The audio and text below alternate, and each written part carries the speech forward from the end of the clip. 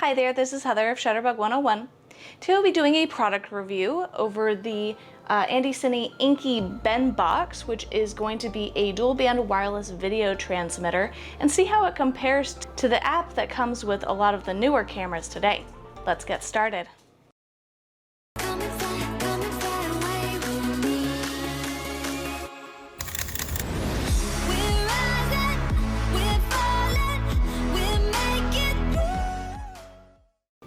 So today we are going to be discussing another product. ANDYCINE thought that they would send me the next product after I did their review for the RGB light. I was pretty critical about doing this. You know, for me, I definitely want to be able to find the pros and the cons in a product for you guys.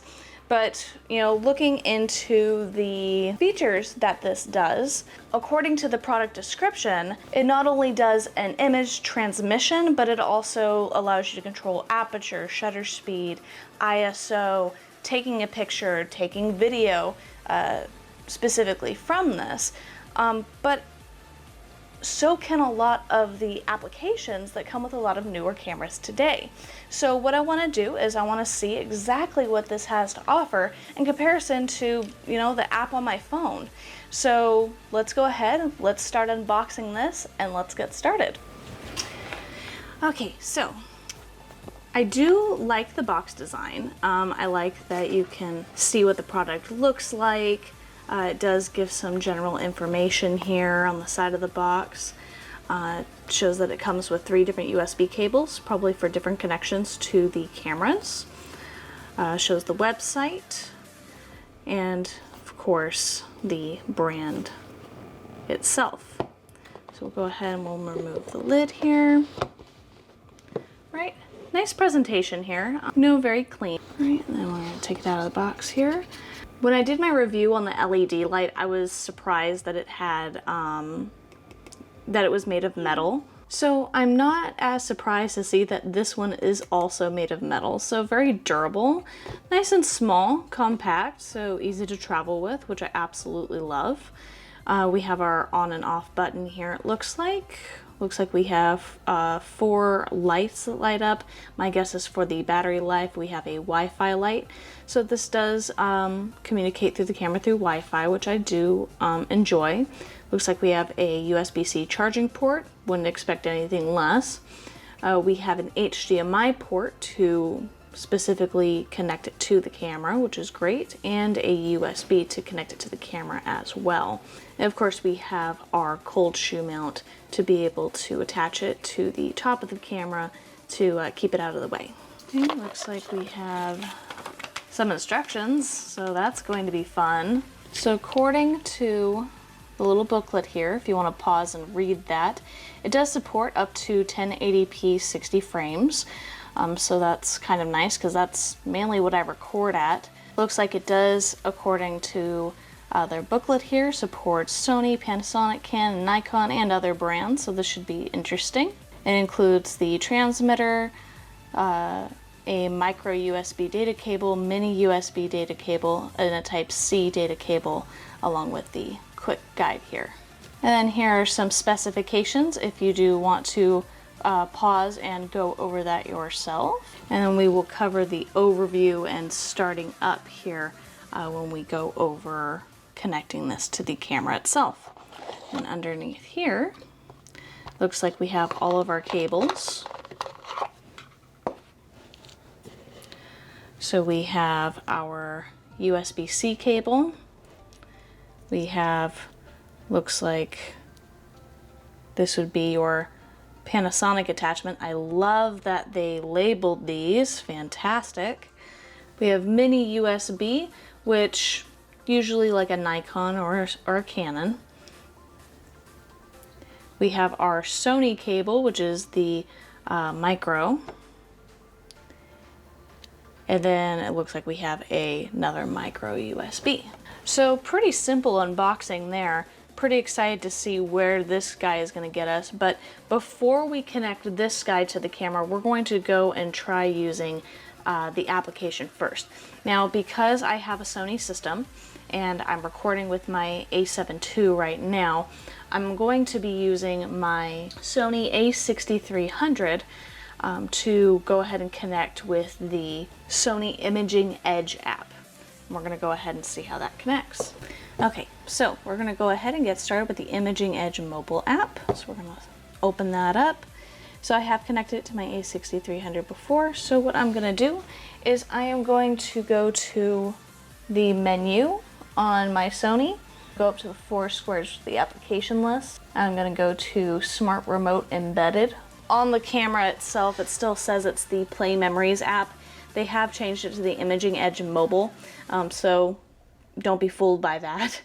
Also, if you have an A6000 model, it does not have the remote feature. So already this BENBOX could be a savior for you if you do need it. So we're going to select the A6300, select OK. We are going to join. Right, we want to start the remote operation. Fantastic. So we can see what the camera is seeing currently. You can see it is a little laggy. Oh, there it goes, now that it's fully connected. So still not exact, but very close. So what we can do here is up here we can kind of rotate how we want to see the image on the screen. We can zoom, so if you use the T for telephoto, naturally I would just tap this a little bit at a time, because if we just hold it, it doesn't tend to go with how long you're holding it for, and it does have a little bit of a delay. So me personally, I just like to kind of tap it until I'm happy. So there we go, we got that. And right now it's just telling us like what our white balance is on, which is auto white balance, what our focusing is on, which is the autofocus single. Looks like we can do touch to focus here, which is fantastic. So if I wanted to focus here, more on the tail, I could do that, more on the nose, and it's going to tell me when it's in focus. It tells me how many pictures I have left on my card, so 1,535. So it does look like you have to be in manual mode in order to adjust everything, so it doesn't allow me to change any of my shooting modes here. Looks like if I tap here, I can adjust my shutter speed accordingly, and it will show me how it's going to come out on the screen here. So, you know, if we see the 2 dots, naturally those are full seconds long. I don't want to go too long. I am on a tripod, but you know, come on, let's slide this along here. Let's go 1/25 of a second here. And naturally, that's really dark. So this is a great way to learn your exposure triangle, by the way. So if we want to set it to an ideal shutter speed, like 1/125 of a second, which is the lowest handheld that is recommended, and we want it to come out a little bit lighter. Right now the aperture is closed all the way up, so let's see about opening that guy all the way up, at least as much as it can. There we go, we got much lighter there. And then we can actually adjust the exposure as well, so if we want a little bit brighter from there without having to adjust any major settings, we could do that. And then, you know, you can set your ISO, so naturally 100 is for a really bright day outside. So indoors with, you know, external lighting, I would still probably say 800 is ideal, but you can bump it up quite a bit. So let's go 1,000. And then you can adjust the white balance. So there are presets here like sunny and shady and cloudy. You know, and you can choose your own Kelvin temperature, which is nice. So you can go all the way to warm or cold. That's very cold. But auto white balance does a pretty good job at determining the color on its own. So I usually like to stay in that realm there. You have your autofocus select. So AFS, of course, is your autofocus single. AFC is your autofocus continuous for moving subjects. We have our manual focus options here as well. So if we dialed into manual focus, I'm wondering how that works out. It doesn't really seem to give us any options to manually focus on the screen, which I imagine would be very difficult anyway if you didn't have a like an electric zoom or focus option. Here we have our driving mode, so we have the single square versus the continuous. We have our timer options here, and then we can look back at pictures. So let's go ahead, let's take this shot here after focusing right in on the dog's head.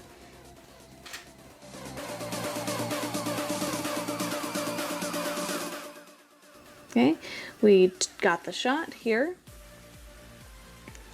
And it's going to load, fetching, which is kind of, my phone's funny. It gave us a 2-second look at it. Now if we want to go back and look, we want to take a look at the image reference. We can actually look inside the camera or look at the one that was saved to the phone. Let's go ahead and look at the camera here. Right, so it does say that it cannot display movie recordings in AV CHD format, so that is good to know. And what I want to do is I do want to see about recording a video with this as well. So if we look at this guy here, it will save it as a JPEG to the phone. It does not save raw images to the phone. That is important to know. So if you do take a picture with this, it does not save it as raw. It saves it as JPEG. So that is something to keep in mind. And then you would save it to your phone if you wanted to save it again with that symbol there. We go back to the shooting mode here or delete it here. We can also go to settings, so we can copy image size if you want the original size, 2 megabyte or VGA. So personally I like to have the original, so we'll go ahead and go back and copy that back to the phone. That way I can have the original size, play with it later. Perfect for social media, that type of thing. And if we go back to this, the screen will change back to the shooting screen. Be careful with the lens. We're gonna go okay.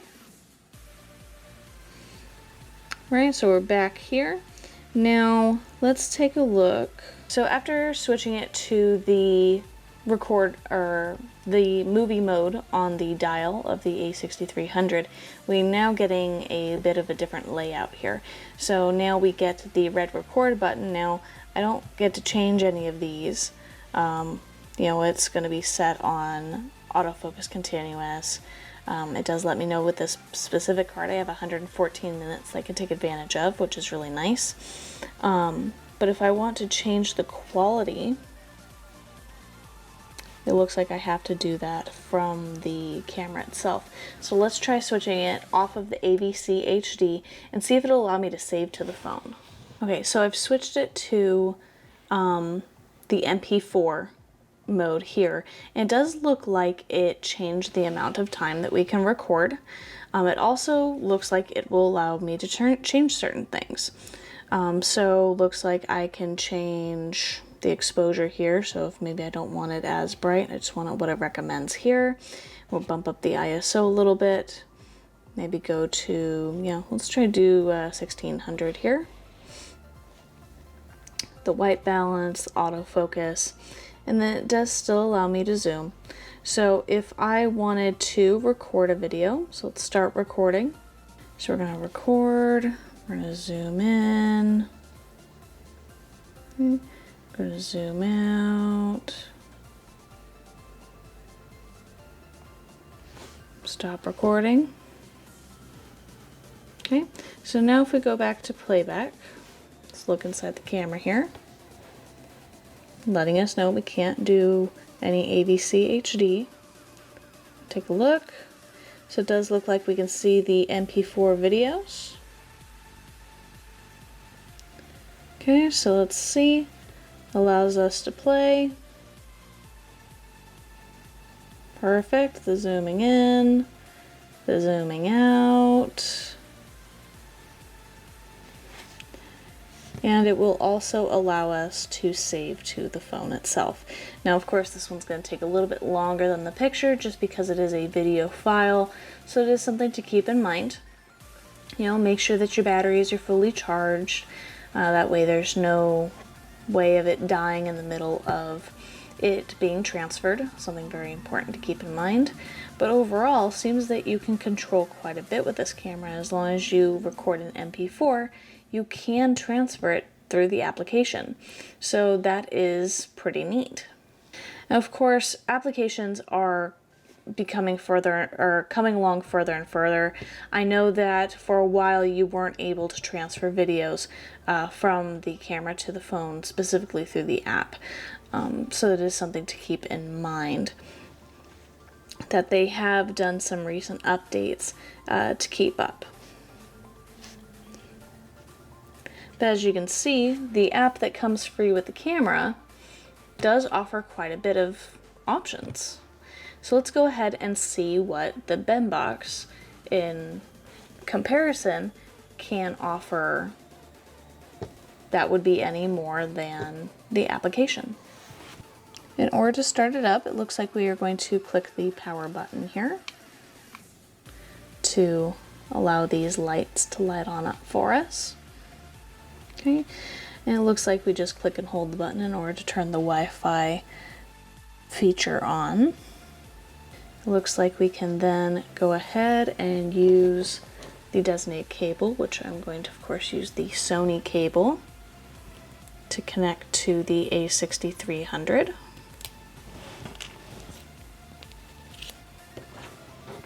So we're going to plug it in here.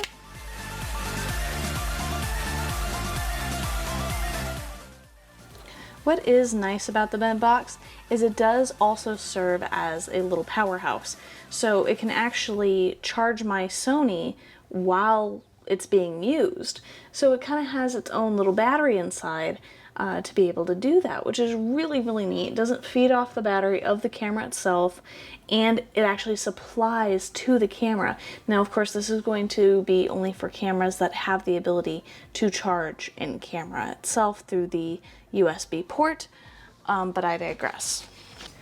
Then we're going to go ahead and attach its HDMI cable. So according to this, the camera also needs an HDMI port on the camera itself. So that being said, if your camera does not have an HDMI port, then this will not work for you, it seems.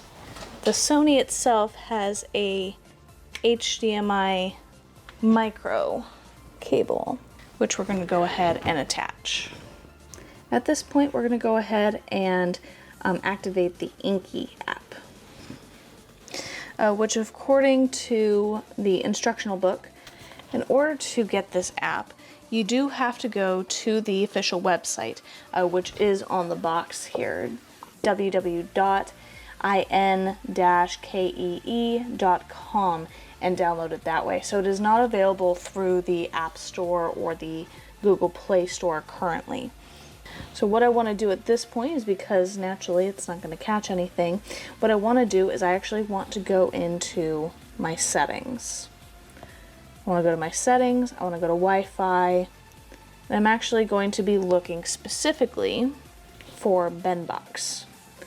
Once I get BENBOX, the default password is just going to be numbers here, 1, 2, 3, 4, 5, 6, 7, and 8 to join. Once that is connected, we'll go ahead and head back to the app. On the Sony devices, or at least my model, it does look like plugging it in with the USB will not work. It just kind of comes up as a mass storage. Okay. However, I did just put it in the PC remote, and that seemed to get it to work. So now it is charging the camera, but it is also going to allow us to do certain things. So let's go ahead and see what we have to offer here. So let's see, if we start over here, the 3 lines. Okay, that allows us to go through firmware, download, looks like things mainly about the BENBOX. Nothing too special there. Doesn't really allow us to do any sort of touch to focus, unfortunately. So again, nothing too crazy there. allows us to take a picture, that's for sure. Will it allow us to zoom in? No, it does not. So we're kind of limited there. Looks like we can change to which output we want, either 1080p or 720. Let's go ahead and do 1080. It looks like this guy here is going to be showing us kind of where our highlights are really going to come out if things are overblown, which is really helpful for video, which is really kind of what the BENBOX is going to be for. Looks like we can put up a grid, which is really nice, help us to balance out our image. LUT, let's see. It looks like the LUT is going to allow us to have different effects. So we have bismuth here. Ooh, we have, is it carbonium? that looks really neat with that one. We have calcite, which I'm not seeing too much of a difference there. A lot of these I'm just having a hard time pronouncing, but maybe that's because I'm looking at it upside down.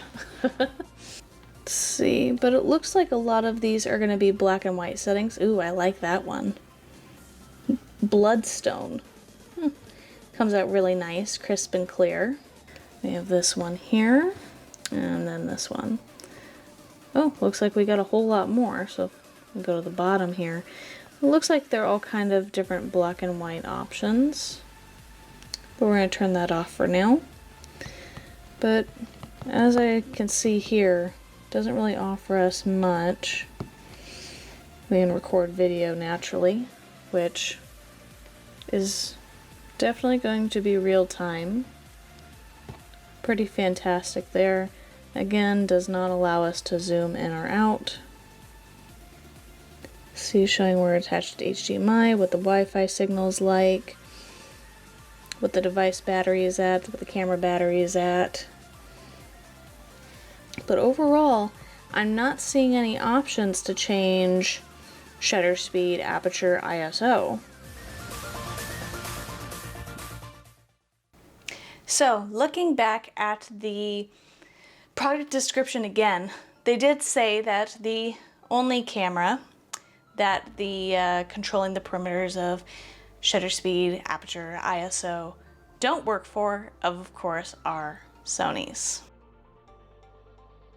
So, doesn't help me much, but when it comes down to it, Sony by far, at least in the app sense, has the most advanced app that I've seen out of all the brands. So it's good that if the BENBOX can't help me out, that Sony offers the same features. So the Sony app helps me out, BENBOX not so much. So if you have a Sony camera, at least for now, until they get things updated with the firmware of the BENBOX, don't get it. But if you have a camera that doesn't have the remote control feature, but has an HDMI port, so an older model Nikon or a Canon, Panasonic even, if you want the ability to change your shutter speed, aperture, ISO, record, and take pictures straight from the camera, go for it. The downfall that I did see is I didn't, even with the connection to the Sony camera being able to take pictures and video, I didn't see any way to actually save pictures and video through the BENBOX to my cell phone. So this is specifically just for transmitting, not transferring. So if you want something that has an easy layout, that has the for sure connection that will allow you to change your settings easily, when I know that Nikon and Canon are still working on their apps to be able to allow that, the BENBOX may be a good investment for you. I'm going to keep playing with it, and hopefully they have a firmware upgrade that allows me to explore more to see what it can offer my Sony. But for now, I think I'll just stick with the Imaging Edge mobile app. But if I needed a little bit of extra charge on the go, I might as well keep it in my bag. I mean, this guy is still much smaller than a rechargeable battery pack. And from what I can tell, it holds quite a bit of battery. So it may benefit me still in one way or another. But if you guys have any questions about the BENBOX, if you want me to test it on maybe your specific camera so you don't have to, I'd be happy to test it on a camera and let you know how it goes, let you know my critique for your specific model. Or if you want to see other product comparisons or reviews, let me know in the comments below and I will be able to sure to add them to my list. Until next time, keep your eye out for inspiration, Shutterbugs. Bye.